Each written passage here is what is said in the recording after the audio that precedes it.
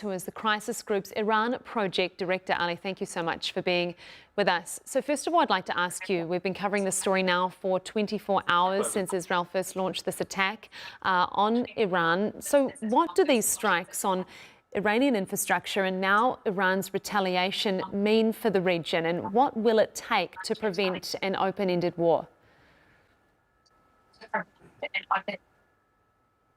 Well, if this tit for tat continues, as your reporter was suggesting, and I agree with him, for a few more days, and there are more fatalities on both sides, and especially if there are American fatalities. I mean, let's remember that there are 700,000 Americans who live in Israel. Then there is a risk of the United States also being sucked into this conflict, and we might have a regional conflagration, the likes of which the region has not seen in decades, and it will be disastrous for everyone. There's no way that this would end in anything other than grief for all the actors, including Israel, which started this war. And what is it going to take to cut things off, though? I mean, the US has so far not intervened. Do you see Washington intervening in any way? Look, there is only one actor that can stop this, and that's the United States, because it's the only actor that has leverage over Israel. The question is whether President Trump would be willing to use that leverage, which is the provision of weapons to Israel. We saw throughout the Gaza conflict that President Biden was reluctant to do so, even when there were things that he wanted from Prime Minister Netanyahu, like increase in humanitarian aid or ceasefires. He never used that card. But President Trump is less, I would say, cautious when it gets to the political cost of putting pressure on Israel. He has multiple times in the past few months demonstrated that he is willing to prioritize U.S.'s interest. I think at this stage, he hasn't.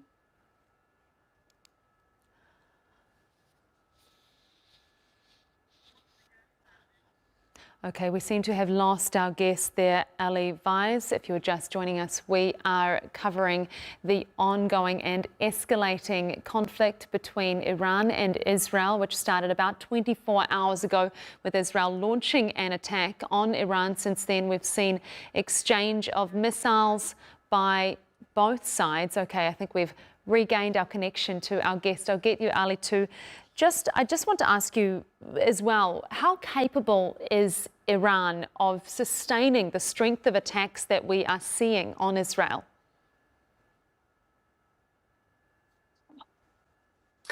Well, Iran has one of the largest ballistic missile arsenals in the region.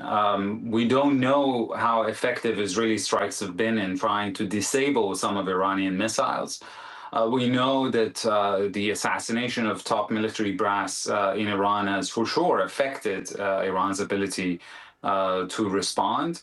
But it has not, I think, completely diminished Iran's offensive capabilities. And so Iran is probably able to sustain several days, if not several weeks, of these kind of attacks on Israel. And one has to remember that Iran's threshold for pain is much higher than Israel's.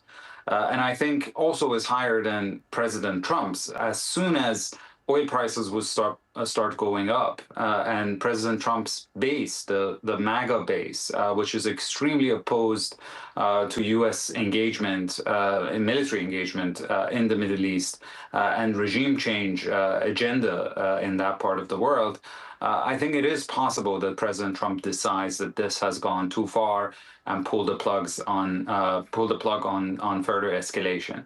But we might still be a bit away from that. Okay, because we've also seen, of course, the US evacuate non-essential embassy staff from several countries across the Middle East, with Tehran obviously warning of bombing US bases in the region. Do you think those are real threats?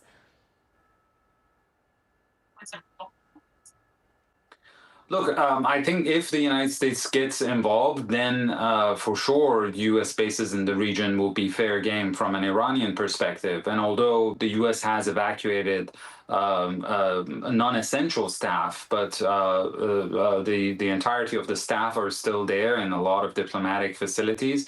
And there's 40,000 strong U.S. Armada that is in the region, and a lot of U.S. Military service members who are also in the region. And they're all vulnerable to Iranian missile strikes, as we saw in the confrontation between Iran and the U.S. in 2020. So there is a real risk that this can further escalate and expand. And that is why it's in the interest of all sides to try to stop this as soon as possible. Because there is no way that even Israel would be able to get what it wants, which is the total destruction of Iran's nuclear program. It doesn't have the weaponry to reach the bunkered facilities in Iran, and it would not be able to bomb away the knowledge, the nuclear knowledge that Iranians have mastered over the past 20 years.